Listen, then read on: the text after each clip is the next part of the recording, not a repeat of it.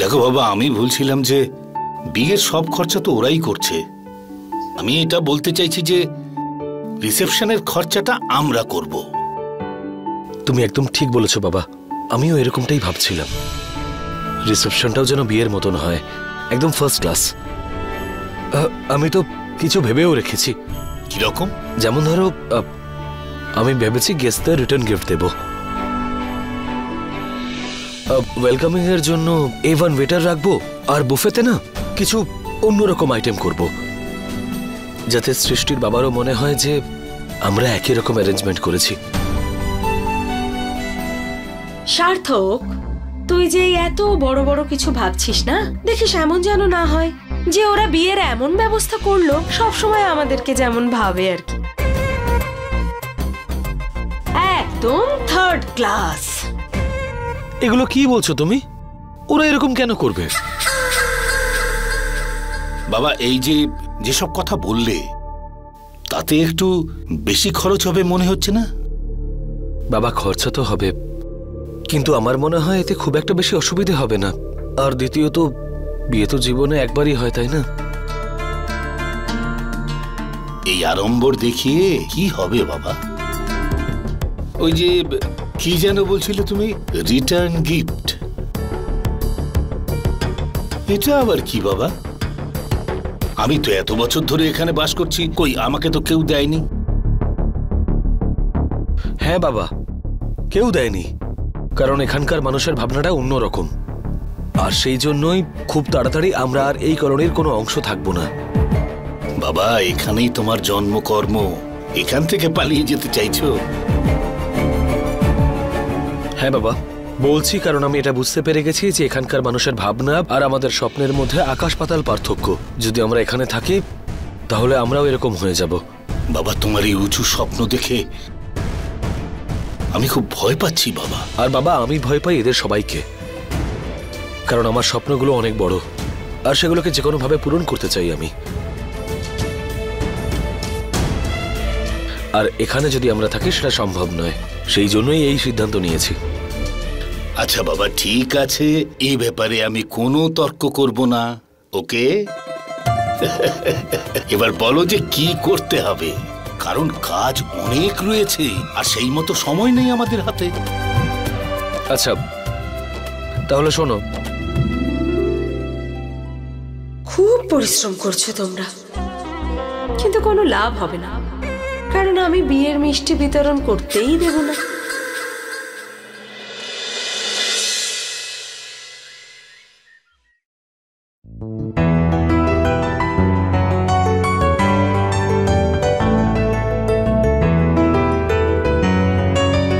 এই মেহেন্দির অনুষ্ঠান খুব ভালো হয়, তাই না বৌমা? হ্যাঁ মা।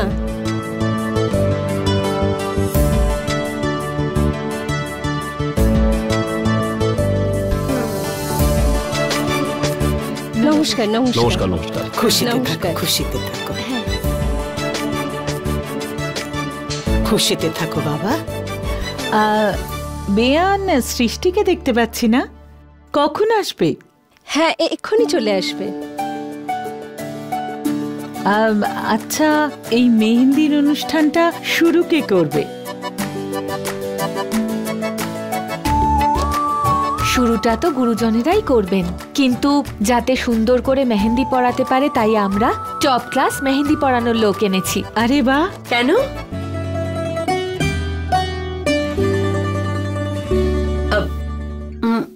মানে আমি বলতে চাইছি যে আপনাদের মধ্যে কি কেউ পারেন না মেহেন্দি পরাতে? আরে আমাকে বলে দিতেন, আমি এমন মেহেন্দি পরাতাম যে সবাই চেয়ে চেয়ে দেখতো। হ্যাঁ,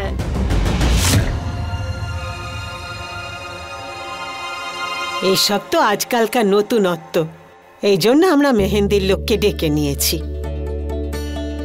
তাছাড়া তুমি তো সৃষ্টির বড় ননদ, সুতরাং আশীর্বাদ হিসেবে তুমি ওকে মেহেন্দি লাগিয়ে দাও। আরে ঠাকুমা, এত নাম করা মেহেন্দি পরানোর লোক ডেকেছেন যখন, তার তো পয়সা উসুল করতে হবে। তবে আমি নিয়ম রক্ষা করে দেব, ঠিক আছে?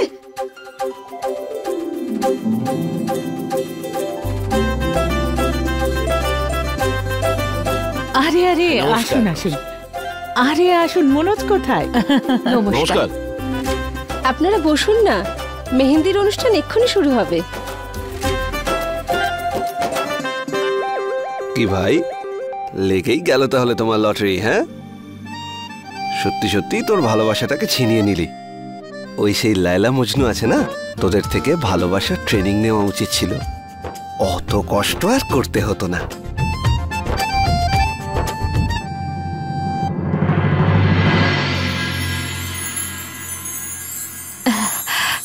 এই তো চলে এসেছে সৃষ্টি।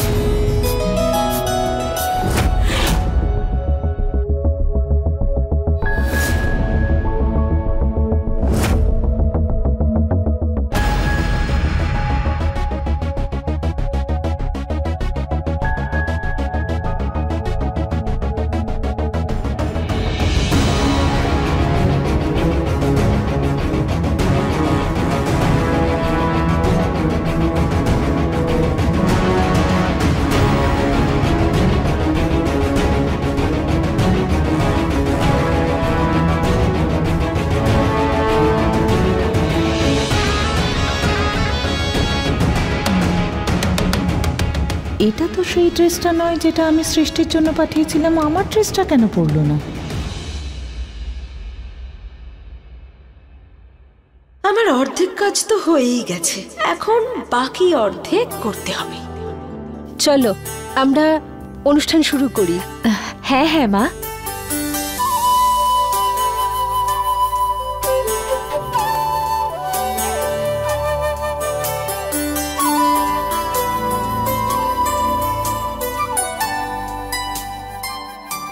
কল্যাণী, যখন তুই ওই ড্রেসটা দিয়েছিলি সৃষ্টিকে, তখন তুই বলেছিলি তো যে আজ মেহেন্দির দিনে ওকে এই ড্রেসটাই পরতে হবে?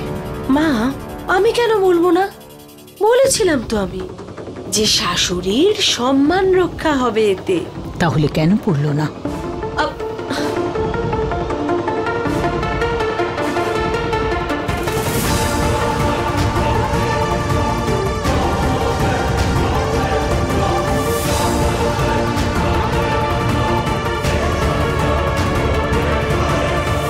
দেখো, তোমার দেওয়া কাপড়টা কাজের লোককে দিয়ে দিয়েছে মহারানী।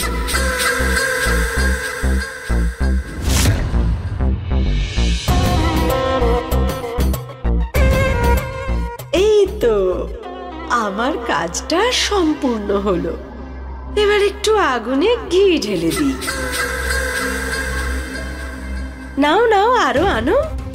বড় ঘরের বৌমা, এই রকমই সম্মান পাবে তুমি। আরে তোমার দেওয়া কাপড়টা কাজের লোককে দিয়ে দিল। শাশুড়ির মান সম্মানের তো দেখছি কোনো ধারই ধারলো না এই মেয়েটা।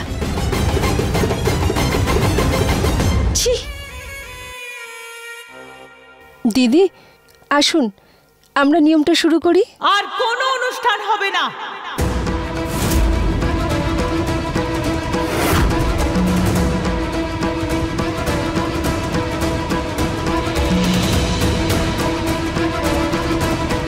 আপনার মেয়ে আমার ভালোবাসা আর আমার সম্মানকে আগেই মাটিতে মিশিয়ে দিয়েছে।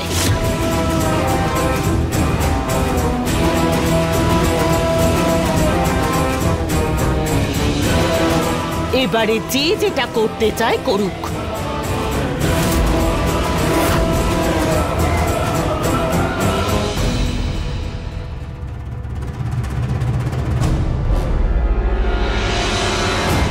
মা, আরে আরে কি হলো? মা রাগ করে কেন চলে গেল? আমি জানি না।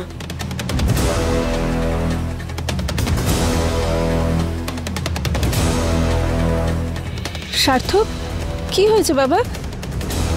আমাদের কিছু ভুল হয়ে গেল নাকি? কি হয়েছে বাবা? তোমার মা কেন রাগ করে চলে গেলেন? আপনারা কোনো চিন্তা করবেন না, আমি গিয়ে দেখে আসছি। মা, সার্থক না আমার খেলাটা একেবারে বিগড়ে দেয়। গিয়ে দেখি বরং। আমি আসছি।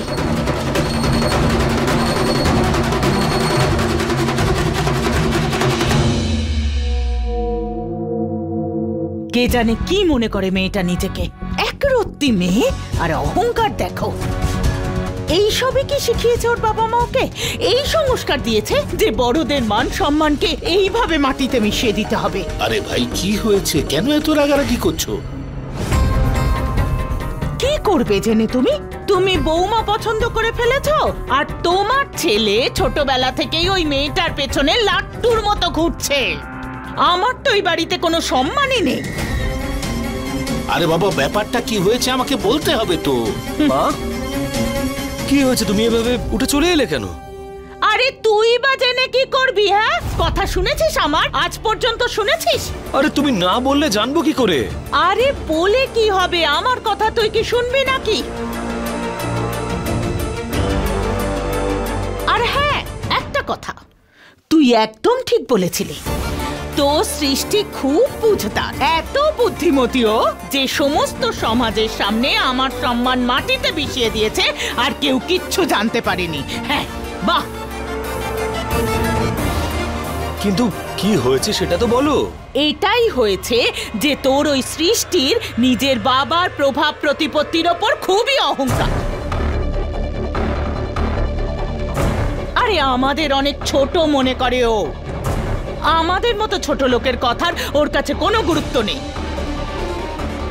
আর আমি তোমাকে জিজ্ঞেস করছি, যদি আমরা এতটাই ছোট লোক হই, তাহলে ওই মেয়েটা আমার ছেলেটাকে গলায় ঘুন্টি করে বেঁধে সারা শহরে কেন ঘুরে বেড়াচ্ছে?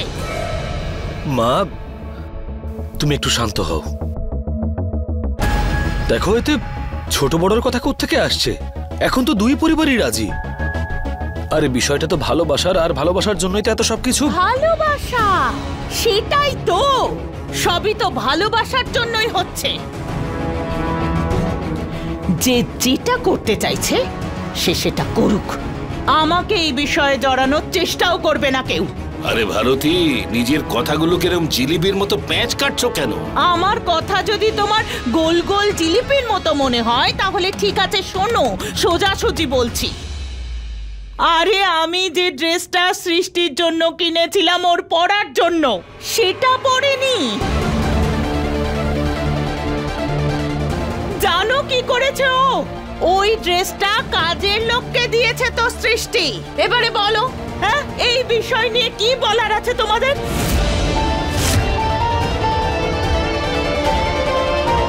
আর এতটা অপমানের পর আমি কোন মুখ নিয়ে ওদের সামনে যাব বলো তুমি?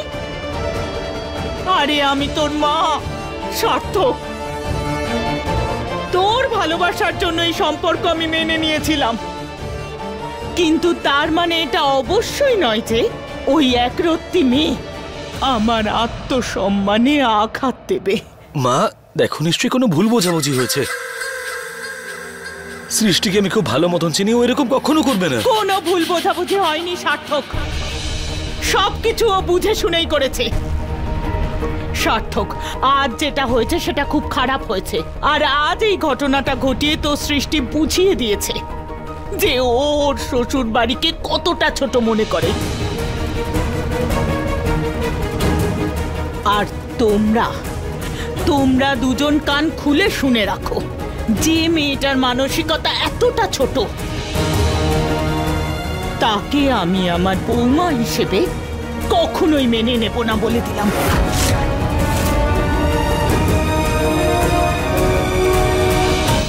আমাদের সৃষ্টি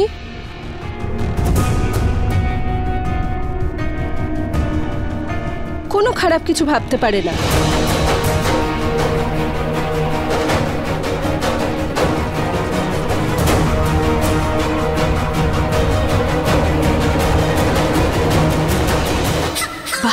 এইবার হবে আসল মজা।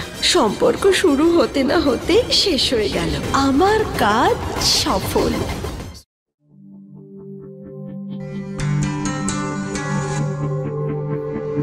আমাদের সৃষ্টি কাউকে নিয়ে কোনো খারাপ কিছু ভাবতে পারে না। আরে সার্থক, তোরা তোদের মাকে বোকা ভাবিস, তাই না? এতটা বোকা নই যতটা তোরা ভাবিস। আর একটা কথা কান খুলে শুনে রাখো, এই বিয়েতে যে যা নিয়ম করতে চাই করুক, আমি কিন্তু কিছুই করব না। ব্যাস।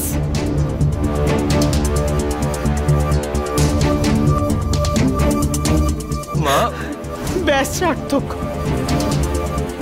আজ আমি কারো কোনো কথা শুনবো না। আর যদি কেউ জেদ করে তাহলে আমি অন্য জল ত্যাগ করব।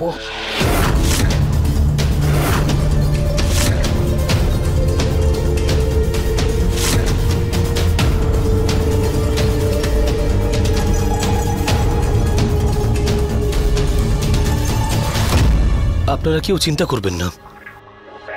বাবা, তুমি একটু সবকিছু দেখো, আমি এক্ষুনি আসছি।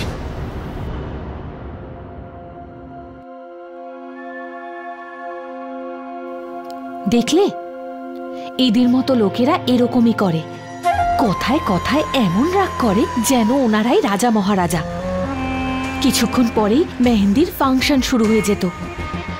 ভগবান জানে কোন বিষয় নিয়ে সৃষ্টির শাশুড়ি এরকম রেগে গেলেন।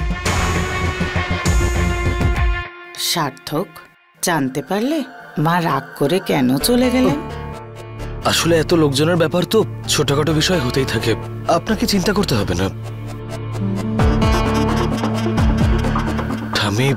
আমি সৃষ্টির সঙ্গে একটু কথা বলতে চাই। আচ্ছা, যা মা, যা।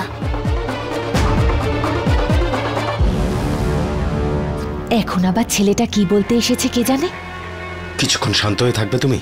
সার্থকের মা উনি, সব সামলে নেবে, একটু অপেক্ষা করো। সৃষ্টি, তুমি কি কোনো ড্রেস ফুলবাকে দিয়েছিলে? হ্যাঁ, ওই দিদি আমাকে বলেছিল ওকে ড্রেসটা দেওয়ার জন্য, সেজন্যই দিয়েছি ওকে আমি। দিদি, তুমি ড্রেসটা দিয়েছিলে সৃষ্টিকে ফুলবাকে দেওয়ার জন্য? আমি এরকম কেন করব? আমার কি মাথা খারাপ ভেবেছিস নাকি?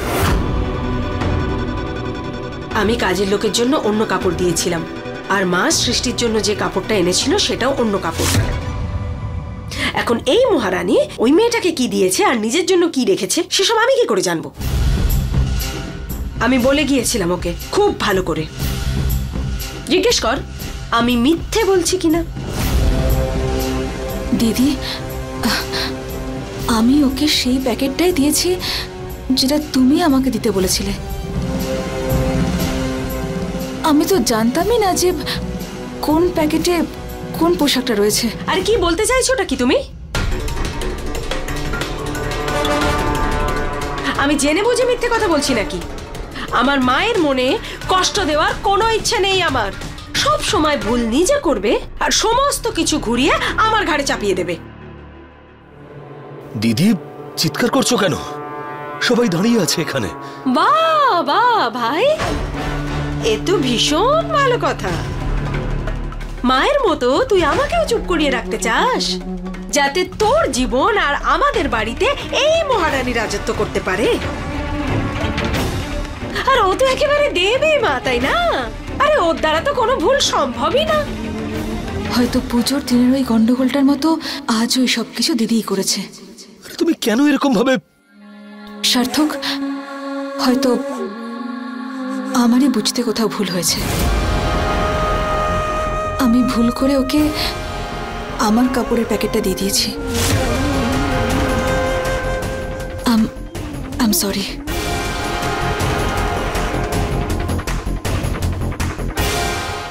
ভারতী, দেখো সৃষ্টি বাচ্চা মেয়ে, যদি ও কোনো ভুল করে থাকে তাহলে ওকে ক্ষমা করে দাও। দেখো আজকে ছেলে মেয়ের খুব বড় দিন, ওদের আনন্দের ব্যাপারটা একবার ভাবো। আমি সবার খেয়াল করব। আমার সম্মান, আমার ভালোবাসার কেউ কোনো খেয়াল করবে না, কারোর কোনো কদর নেই।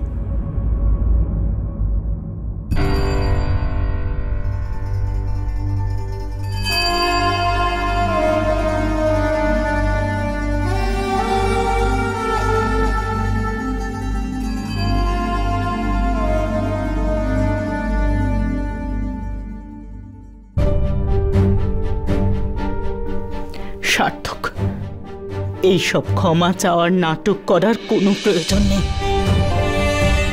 আমি যাব না বলেছি মানে যাব না, ব্যাস। ঠিক আছে, তুমি বলো, কিন্তু তার আগে একবার আমরা কি বলতে চাই সেটা শুনে তো নাও। তারপরে তুমি যা সিদ্ধান্ত নেবে আমরা মেনে নেব।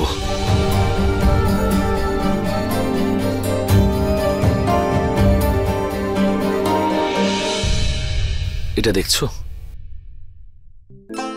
সৃষ্টির দামি মঙ্গলসূত্র পছন্দ হয়েছিল, কিন্তু ও এটা কিনেছে। জানো কেন? কারণ ও জানতো যে অত দামের মঙ্গলসূত্রটা আমাদের কেনার কোনো ক্ষমতা নেই।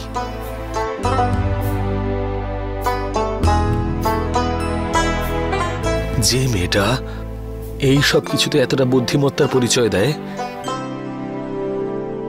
সে জামা কাপড়ের জন্য তোমার অপমান করবে? তুমি নিজেই একবার ভাবো।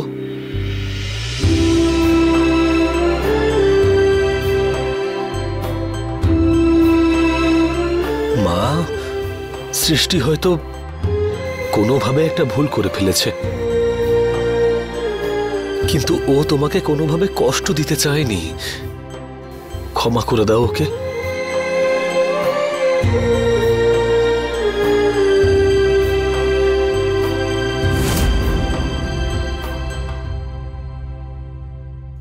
अपने पसंदीदा शो के फुल एपिसोड देखने के लिए अभी डाउनलोड करें दंगल प्ले ऐप।